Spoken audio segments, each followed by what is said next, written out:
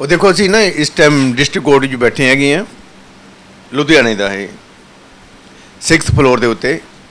ਮੇਰੇ ਨਾਲ ਗਰੀਸ਼ ਅਨਮੋਲ ਸੂਦ ਜੀ ਬੈਠੇ ਨੇ, ਸੀਨੀਅਰ ਐਡਵੋਕੇਟ ਨੇ।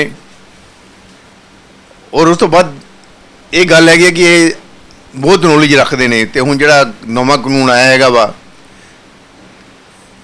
सरकार ने जरा 2023 ਦੇ ਵਿੱਚ पास किया है, तो उसके बारे में मेरे को अनमोल गिरीश सूद जी बताएंगे कि ये की रिफॉर्म हुआ। क्योंकि मेरे ख्याल में जो 1861 का जो पुलिस कानून बना हुआ, पुलिस एक्ट बना हुआ, उसमें सबसे ज़्यादा रिफॉर्म की ज़रूरत थी। क्योंकि जो भी सबसे प्राइमरी जो इन्वेस्टिगेशन होती है पुलिस ही करती है। पुलिस ही जो है धारा लगाती है, सेक्शन लगाती है।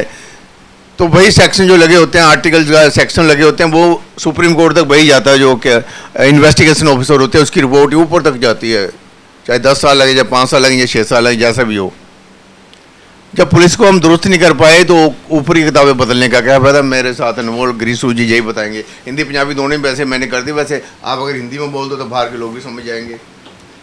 देखो, सबसे पहले तो मैं आपके श्रोताओं को गुड इवनिंग बोलना चाहूँगा। सरकार ने जो 3 कानून बनाए हैं रिसेंटली, एक तो भारतीय न्याय संहिता जो आईपीसी को उन्होंने चेंज करके उसका नाम रखा है, एक जो सीआरपीसी है भारतीय साक्ष्य अधिनियम, वो हमारा एविडेंस एक्ट आ गया, और भारतीय सुरक्षा संहिता जो है Bharatiya Nagarik Sanhita, that is BNSS, that is CrPC. तो इसमें जो रिफॉर्म्स वाली तो कोई ऐसी बात नज़र नहीं आ रही। अदरवाइज़ इसमें जो है इन कानूनों में जो भारतीय न्यायिक संहिता है उसमें जो इन्होंने चेंजेस किया है उसके हिसाब से अगर हम देखें तो पुलिस को बड़ी वास्ट पावर्स दी गई हैं।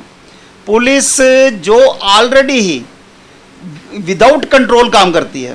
अदरवाइज़ तो हमारी ऑनरेबल सुप्रीम कोर्ट, हमारी वेरियस हाई कोर्ट्स जो हैं वो टाइम टू टाइम डायरेक्शन दे चुकी हैं, कई साइटेशंस आ चुकी हैं उनकी, कि पुलिस के ऊपर जो पॉलिटिकल कंट्रोल नहीं होना चाहिए। पुलिस एक इंडिपेंडेंट इंस्टीट्यूट होना चाहिए।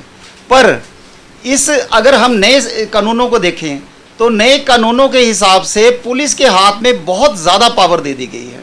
और पुलिस किसी भी इंसान को अगर वो अरेस्ट करते हैं तो उसके बाद उसका एक बार नहीं, उसका कई बार वो रिमांड ले सकते हैं। और रिमांड भी एक बार नहीं, उसका रिमांड अलग अलग बार में भी लिया जा सकता है। जबकि पहले ये होता था कि अगर आदमी को अरेस्ट किया तो विद इन 24 आवर्स उसको मजिस्ट्रेट के सामने पेश करना होता था। और उसके बाद जज साहब अगर उसका रिमांड देते थे, कोई रिकवरी वगैरह करनी है तो उसके लिए वो एक स्पेसिफिक पीरियड के लिए रिमांड होता था, और वो रिमांड भी सिर्फ 15 दिन का होता था मैक्सिमम टू मैक्सिमम। और जो अगर पुलिस 10 दिन का रिमांड मांगती थी तो 2 दिन का रिमांड या 3 दिन का मिलता था। पर अब इन्होंने क्या कर दिया है, नए एक्ट के अकॉर्डिंगली इन्होंने पुलिस को इतनी पावर दे दी कि अगर आदमी किसी की बेल हो भी गई है तो पुलिस अगर उसके ऊपर दोबारा इन्वेस्टिगेशन करना चाहे तो उसको फिर अपने रिमांड पे ले सकती है। ये जो सरकार ने ये जो कानून बनाए हैं, ये इसमें पुलिस को जो पावर दी गई है दैट इज़ वेरी हॉरिबल।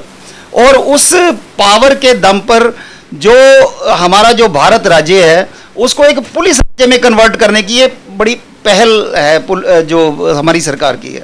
अच्छा, अनमोल गिरीश सूद जी, 1861 में जो अंग्रेज थे उन्होंने जब पुलिस का यानी कि जब गठन किया या जो अपने कानून बनाया तो उस समय उन्होंने सारी पावर अपने पास रखी कि पुलिस जो है हमारे अंडर ही काम करेगी, जो अंग्रेज लोग हैं।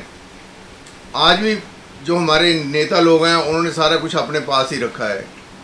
यही सबसे बड़ा करप्शन और सबसे बड़ी यानी कि वीकनेस या कमजोरी है हमारे देश में, यही है। क्योंकि अगर कोई पुलिस वाला ऐसा काम करता है तो उसको नेता ही फ़ोन करते हैं तो साथ ही ट्रांसफ़र हो जाती है। तो इसलिए वो दबाव में काम करते हैं। थोड़ा सा आप बताओ, मैं क्या बोलूँगा, आप बोलो अनमोल जी। नहीं, आपकी बात बिल्कुल दुरुस्त है, क्योंकि इस मामले में हमारी ऑनरेबल सुप्रीम कोर्ट बड़ी डायरेक्शन इशू कर चुकी है कि ये जो पुलिस है that should be an independent body, इसको टोटली इंडिपेंडेंट होना चाहिए। और जो पुलिस के जो हायर ऑफिशियल्स हैं उनका जो टेन्योर है वो फिक्स होना चाहिए।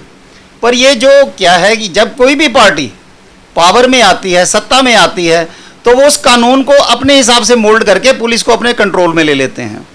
रिसेंटली हमने कई ऐसे इंसिडेंट देखे और ये एक फैक्ट है कि ये जो कानून बनाया गया था उस टाइम अंग्रेज लोग होते थे। इसमें मैं आपको उदाहरण दूंगा, एक सेक्शन 304A है, 304A था जो पुराने आईपीसी में है। उस 304A में जो मैक्सिमम जो सजा थी वो 2 साल की थी, और उसमें क्या था कि जो जमानत है वो मौके पे ही पुलिस देते थे।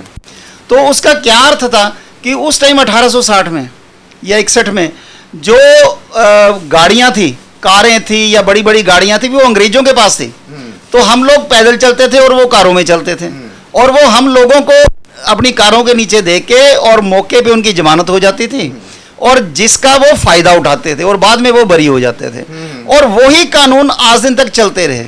ये एक अच्छा पहल थी हमारी भारत सरकार की कि उन्होंने कानूनों में कुछ बदलाव किया। पर ये जो बदलाव है इसमें अगर पुलिस को आज़ादी मिलती तो वो कुछ और ज़्यादा उसकी अपनी जो हमें थी उसकी बेनिफिट मिलते।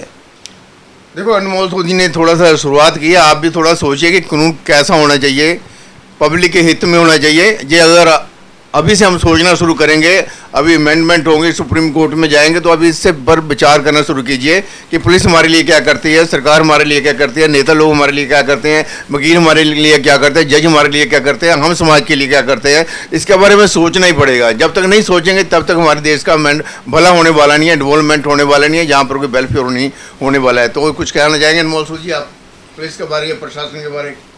देखिए, पुलिस और प्रशासन का तो जहाँ तक सवाल है, तो इसमें सबसे पहले जो बात है कि हमारे अपने पब्लिक को जागरूक होना पड़ेगा। उनको अपने अधिकारों के बारे में जागरूकता उनमें होनी पड़ेगी। अब ये जो पुलिस वाले हैं, अगर हम किसी को कंप्लेंट देते हैं तो उस कंप्लेंट के ऊपर वो इन्वेस्टिगेट करने के बजाय अगर किसी पॉलिटिकल बॉस का फ़ोन आ गया तो उस कंप्लेंट को ऊपर उस इंसान के इतने चक्कर लगवाए जाते हैं कि वो बेचारा थक करके घर पे बैठ जाता है। वो कारण क्या है? वो कारण ये है कि उनको एक टारगेट दिए गए हैं। वो टारगेट ये है कि आपके इलाके में कम से कम जो है क्राइम हो। तो कम क्राइम करने के चक्कर में पुलिस कभी एफआईआर ही नहीं करती। तो ये सबसे बड़ा जो लुकूना ड्रॉबैक था हमारे कानून में, उसके लिए कुछ इस कानून में कुछ 0 एफआईआर का प्रावधान रखा गया है कि ये जो अगर क्राइम किसी भी थाने की हद में हो तो उस कहीं दूसरे थाने में भी उसकी एफआईआर होकर और वो जो इन्वेस्टिगेशन है उस कंसर्न थाने को ट्रांसफर की जा सकती है। तो 3 दिन के बीच में अगर वहाँ हाजिर भी होना पड़ेगा ना, अगर आपने ईमेल किया है या कंप्लेंट दिया किसी थाने में, तो 3 दिन के अंदर जाके आपको डॉक्यूमेंट पर साइन करने पड़ेंगे, और 15 दिन तक पुलिस इन्वेस्टिगेट करके तब एफआईआर करेगी। पहले तो होता था ना 2 दिन में 4 दिन में एफआईआर हो जाती है, लेकिन 15 दिन का समय लगेगा। दूसरी पार्टी भी बुलाएंगे साथ वो। नहीं, बिल्कुल बुलाएंगे जी। उसमें भी कई ऐसे हैं जैसे हीनियस क्राइम है या कुछ और क्राइम है। कुछ हमारे ऑनरेबल सुप्रीम कोर्ट की गाइडलाइंस है, जजमेंट्स हैं, जिसमें उन्होंने ये कहा हुआ कि जहाँ पे कॉग्निजेबल ऑफेंस है, कोई हीनियस क्राइम है जैसे रेप है, मर्डर है या कुछ और है, तो उसमें क्या है कि उसमें इमीडिएटली एफआईआर के ऑर्डर्स हैं।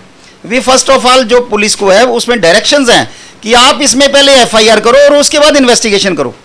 तो ऐसे केसों में कोई छूट नहीं है। ऐसे केसों में अगर अभी पुलिस को इन्फॉर्म करें तो it will be a duty of the police to register the FIR, और उसके बाद उस पर्सन्स को लेके अपने रिमांड पे और इंटेरोगेट करे और उससे सच उगलवाए कि वो क्या हुआ क्या है। और इसी हिसाब से जो नॉन हीनियस क्राइम्स हैं जैसे छोटी मोटे झगड़े हैं या वो हैं, उसके लिए या जो मैट्रिमोनियल डिस्प्यूट्स हैं या फाइनेंशियल डिस्प्यूट्स हैं, इसके लिए बॉडीज़ बनाई गई हैं ऑनरेबल सुप्रीम कोर्ट की गाइडलाइंस के अकॉर्डिंगली। जैसे कॉ सेल है, क्राइम अगेंस्ट वीमेन है, एमडी सेल जिसको बोल देते हैं, या ऐसे ही जो ईओ विंग है, इकोनॉमिक ऑफेंसेस विंग है, उनको भी एक टाइम लिमिट दी गई है कि वो टाइम लिमिट में उस इन्वेस्टिगेशन को कंप्लीट करेंगे और उसके ऊपर एफआईआर करेंगे या रिपोर्ट देंगे कि इसमें कोई ऑफेंस नहीं बनता। पर हमारे कंट्री में हो क्या रहा है कि पुलिस अपनी मर्जी से ही अगर इन्वेस्टिगेशन कर भी लेती है तो ऊपर से अगर किसी ऑफिसर का या किसी पॉलिटिशियन का फ़ोन आ गया तो उस फाइल को बंद कर दिया जाता है। यह सबसे बड़ी ट्रेजेडी है जिसके बारे में इस कानून में भी कोई ध्यान नहीं रखा गया। तो इस कानून में अभी और भी बड़े रिफॉर्म्स की ज़रूरत है। और बाकी अगर कई हमें इसके सेक्शंस में या इसकी प्रोविजंस में अभी इतनी क्लैरिटी नहीं है तो इसकी इंटरप्रिटेशन जैसे हाई कोर्ट्स इसका व्याख्यान करेंगी या कोई मामला सुप्रीम कोर्ट में जाएगा आने वाले 8-10 साल में, तो उसके बाद क्लैरिटी होगी कि एक्चुअल में वो कानून में क्या है, क्या व्याख्या की गई है अब हमारी सरकारों के द्वारा। तो देखिए अभी शुरुआत हुई है 2023 में, आगे आगे देखो होता क्या है। नमस्ते, अपना धन्यवाद, अपना अनमोल सूद जी, थैंक यू धन्यवाद। जी, thank you very much ji.